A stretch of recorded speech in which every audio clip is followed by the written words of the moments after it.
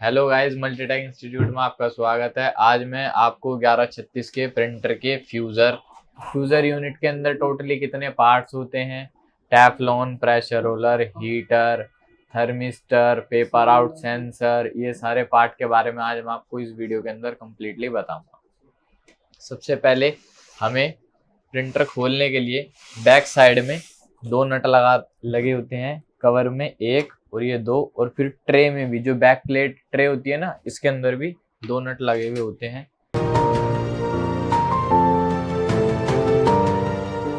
Side का cover open करने के लिए पीछे यहाँ पर आप स्क्रू खोलने के बाद इसको फिर यहाँ से साइड से स्लाइड करके फिर ये साइड का कवर ओपन हो जाता है।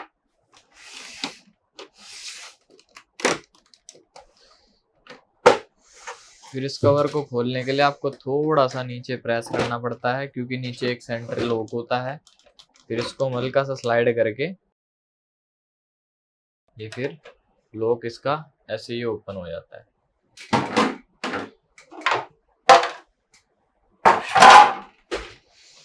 फिर लॉजिक कार्ड के अंदर सबसे पहले हम सीसीडी का केबल डिस्कनेक्ट करते हैं। डिस्कनेक्ट करने के बाद फिर हम इस कवर को निकालते हैं। ये कवर सब मॉडलों के अंदर एक भी होता है, किसी में दो भी होते हैं। जैसे 1005 प्रिंटर है, उसके अंदर आपको ये लॉक दो मिलेंगे।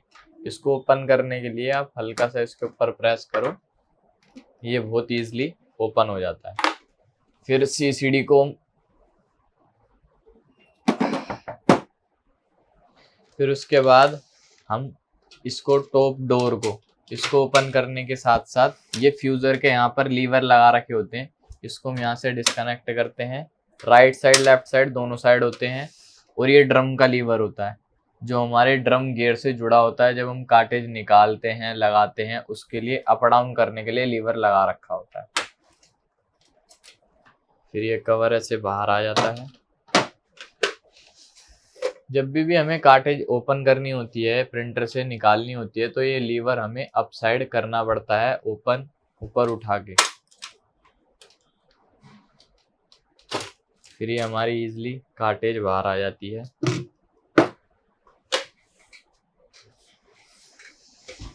फिर आगे का फ्रंट खोलने के लिए यहाँ पर लॉक लगा रखे होते हैं।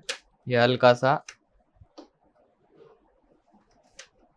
नीचे आप करोगे,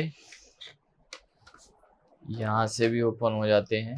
इसको हल्का सा ऐसे, फिर इस साइड से भी ऐसे। फिर जैसे ही ओपन हो जाएगा, ओपन होने के बाद हम इसको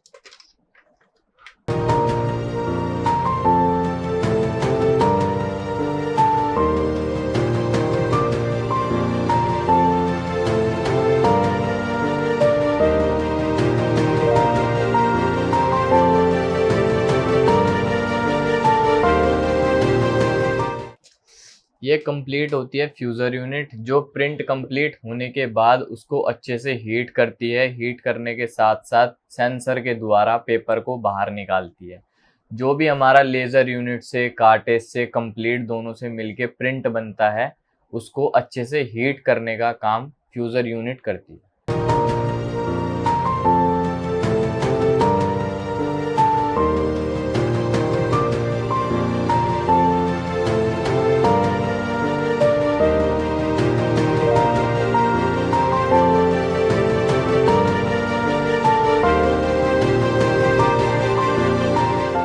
फ्यूजर यूनिट ओपन करने के लिए सबसे पहले आपको जो वायर होते हैं वो आपको सारे डिस्कनेक्ट करने होते हैं। ये है डीसी सप्लाई का ग्राउंड वायर। फिर ये होते हैं सेंसर्स के वायर, और ये होता है वाइट कलर का हीटर का वायर। इसको डिस्कनेक्ट करने के बाद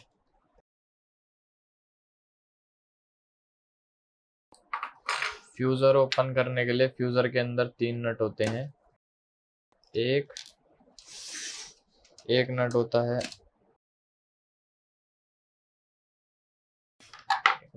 यहाँ। फिर हम वायर को ओपन कर लेंगे। वायर को ओपन करने के बाद ही हमारी फ्यूज़र आ जाती है। इसके अंदर टोटली कितने कम्प्लीटली पार्ट होते हैं? Teflon, pressure roller, heater, thermistor, heater stripped भी होती है जो जिसके ऊपर हमारा डायरेक्ट एसी करंट आता है।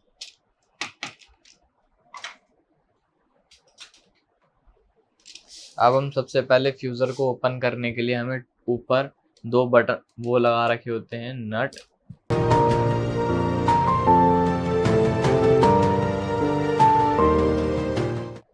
ये सबसे पहले फ्यूज़र का कवर होता है।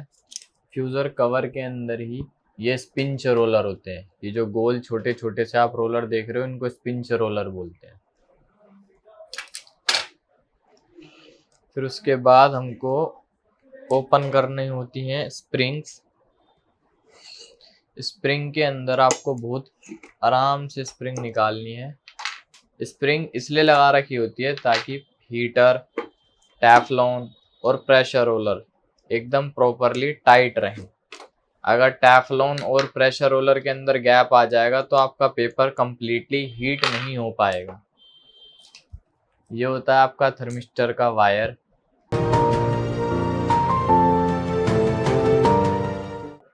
ये होता है आपका हीटर और ये हीटर के ऊपर ग्रे कलर की लगा रखी होती है टेफ्लॉन। ये रही, इसको बोलते हैं टेफ्लॉन। हीटर ये रहा। अब हीटर के अंदर ये होती है हीटर की स्ट्रिप्ट। ये हीटर स्ट्रिप्ट होती है। ये जो हमारे 88 की कार्टेज होती है, 88 कौन कौन से मॉडल में लगती है? 1136 हो गया आपका, 1007 हो गया, P1008 हो गया, 1108 हो गया। इन मॉडलों के अंदर हीटर आपको एकदम एज इट इज सेम मिलेगा। इन मॉडलों में हीटर आपको सेम मिलेगा। आप इसका हीटर चेंज कर सकते हो 1007 में, 1008 में, 1108 के अंदर। अब इसकी पहचान किस तरीके से होती है? जो हमारी 88 है या जो हमारा 88 का हीटर होता है उसके अंदर आपको थर्मिस्टर की वायर ये आपको ग्रीन कलर की मिलेगी। ग्रीन कलर की आपको 88 वाले प्रिंटर जितने भी होते हैं जिसके अंदर हमारा 1136 भी आता है, 1007, 8 ये सारे मॉडल्स आते हैं, इनके अंदर आपको हीटर की वायर ग्रीन कलर की मिलेगी, वो भी थर्मिस्टर की। और जिसके अंदर 12 की कार्टेज लगती है उसके अंदर आपको हीटर की वायर ब्लू कलर की मिलेगी। जैसे कैनन का LVP 2900B हो गया, 1005 हो गया HP का, 1020 हो गया, 1010 हो गया। इन मॉडलों के अंदर आपको हीटर की वायर ब्लू कलर की मिलेगी। आप किसी से एक्सचेंज भी कर सकते हैं उसके मॉडल के अकॉर्डिंग। अब उसके साथ साथ इस हीटर स्ट्रिप्ट की एक वैल्यू होती है जो हम चेक करके हमको पता चलता है कि हीटर हमारा काम प्रॉपरली कर रहा है या हीटर काम नहीं कर रहा। जो आपका 88 है जिसके अंदर लगती है कार्टेज, उसके अंदर जो आपकी हीटर स्ट्रिप्ट की वैल्यू होगी वो आपकी होगी 60 से लेके 70 के बीच में। और जो आपकी 88 की कार्टेज है उसकी तो आपके 60 और 70 के बीच में होती है। और जो जिसमें 12 की कार्टेज लगती है उसके अंदर क्या होती है? 90 से 80 के बीच में। ये अलग अलग स्ट्रिप्स होती हैं। आप स्ट्रिप्ट एक दूसरे की चेंज नहीं कर सकते। आप हीटर चेंज कर सकते हो वो भी सेम मॉडल के अकॉर्डिंग। जैसे 12 के अंदर अगर हीटर के अंदर 1005 में लगानी है, 12 कार्टेज लगती है 1005 के अंदर, आप उसके अंदर ब्लू कलर के हीटर का वायर लगा सकते हो। उसके अंदर पूरा कंप्लीट आप हीटर चेंज कर सकते हो। अब इस स्ट्रिप्ट की वैल्यू हम चेक करेंगे मल्टीमीटर से। मल्टीमीटर को हमको बीप मोड पे रखना है, बजर। अगर ये ओके होगा तो इसकी वैल्यू शो करेगी, इसकी वैल्यू शो करेगी 60 से 70 के बीच के अंदर। और अगर आप 12 जिसके अंदर लगती है 1005 हो गया, 1020 हो गया, अगर आप उसका हीटर चेक कर रहे हो तो उसकी हीटर स्ट्रिप्ट की वैल्यू आएगी 80 से लेके 90 के बीच में। इसके अंदर आएगी 60 से 70 के बीच में। ये मीटर को हम इसको चेक करते हैं। आप देख सकते हो 67.7 आ रही है। ठीक है, और आप प्रोब चेंज करके भी चेक कर सकते हो, तो सेम वैल्यू शो करेगी 67.6 आ रही है। ठीक है, ये हीटर स्ट्रिप्ट एकदम ओके है। और आप दूसरे हीटर की वैल्यू चेक करते हो तो उसके अंदर आपको 80 से लेके 90 के बीच के अंदर वैल्यू शो होगी। अगर बाई चांस ये वैल्यू ना दिखाए, बीप करने लग जाए, तो ये हीटर आपका जो है, ये जो स्ट्रिप्ट है ये पूरी आपकी शॉर्ट हो रखी है, ये आपको चेंज करनी पड़ेगी। ये आपका हीटर होता है और ये होती है टेफ्लॉन जो हम हीटर के ऊपर लगाते हैं। और टेफ्लॉन लगाने से पहले सिलिकॉन ऑयल का इस्तेमाल किया जाता है। टेफ्लॉन से रिलेटेड प्रॉब्लम क्या क्या आती हैं? आपके प्रिंटिंग में प्रॉब्लम आती है, जब आपकी टेफ्लॉन ज़्यादा यूज़ कर लेते हैं हम, घिस जाती है, तो आपके प्रिंटिंग से रिलेटेड प्रॉब्लम आती है। और कंप्लीट इसके अंदर आपका पेपर जो गर्म हीट होने वाला होता है वो प्रॉपर सही तरीके से हीट नहीं हो पाता। ये होता है प्रेशर रोलर, जो टेफ्लॉन और प्रेशर रोलर इन दोनों की सहायता से पेपर गर्म भी होता है और पेपर आगे भी बढ़ता है। टेफ्लॉन के अंदर हीटर लगता है और प्रेशर रोलर को घुमाने के लिए हमारा गियर बॉक्स के अंदर फ्यूजर ड्राइव गियर विद स्प्रिंग होता है जो प्रेशर रोलर को घुमाता है। पेपर को आगे बढ़ाने का काम प्रेशर रोलर करता है और हीट करने का काम टेफ्लॉन करती है, क्योंकि टेफ्लॉन के अंदर हीटर लगा रखा होता है जिसको हमारे डीसी सप्लाई से, एसी सेक्शन से सप्लाई आती है। ये रहा, ये हीटर का कनेक्टर है। अब इसको कंप्लीटली पैक करते हैं।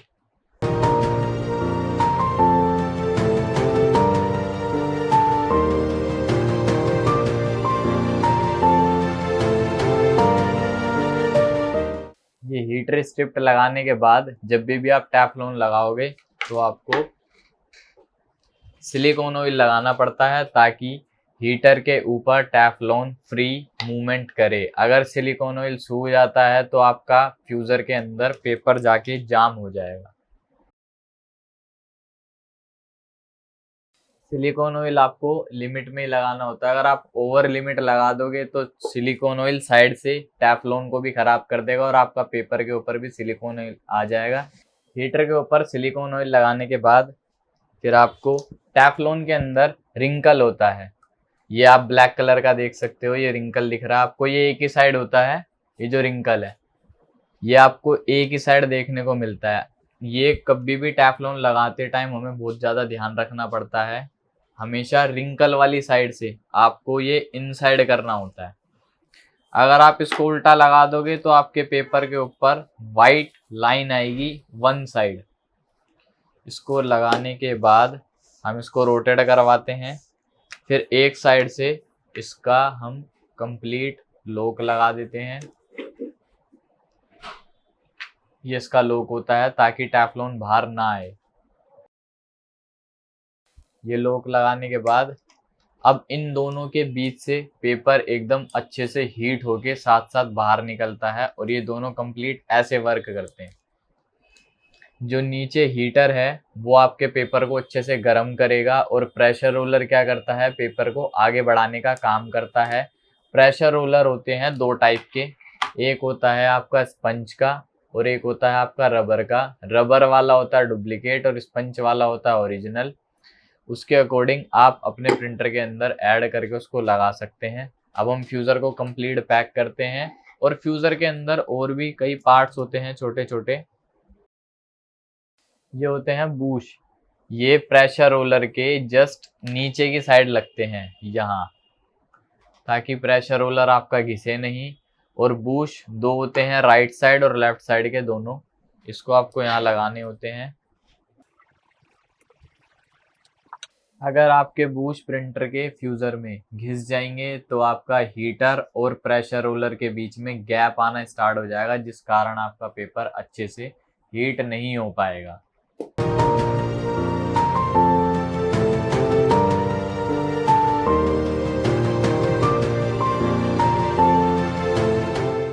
पेपर आउट सेंसर ही होते हैं आपके। कई मॉडलों के अंदर आपको अलग अलग सेंसर मिलेंगे, एक होता है राइट साइड, एक होता है लेफ्ट साइड।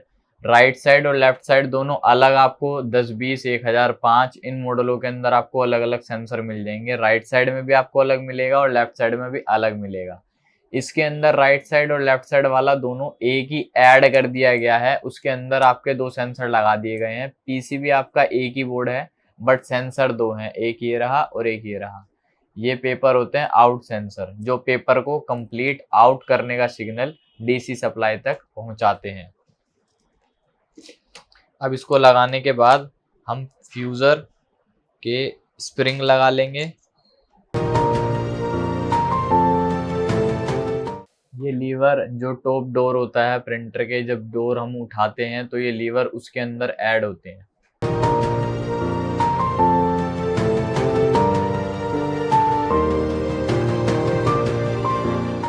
ये कंप्लीट लगाने के बाद ये होते हैं स्पिंच रोलर, एक राइट साइड और लेफ्ट साइड, ये होते हैं सेम एग्जिट रोलर। इन दोनों की सहायता से आपका पेपर कंप्लीट आउट होता है। अगर इनके अंदर कोई भी फिजिकली डैमेज होते हैं या घिस जाते हैं तो आपका पेपर क्रश भी हो सकता है, पेपर को आउट होने में प्रॉब्लम भी हो सकती है। ये सारी चीज़ें पेपर अगर आपके प्रिंटर में से कंप्लीट आउट नहीं हो रहा तो आप एग्जिट रोलर और स्पिंच रोलर दोनों को एक साथ चेक करोगे। और पेपर क्रश होने की प्रॉब्लम, पेपर जो आपका सिकुड़ जाता है ना, पूरा का पूरा फ्यूजर के अंदर फंस जाता है, इनसे भी वो रिलेटेड प्रॉब्लम हो सकती है।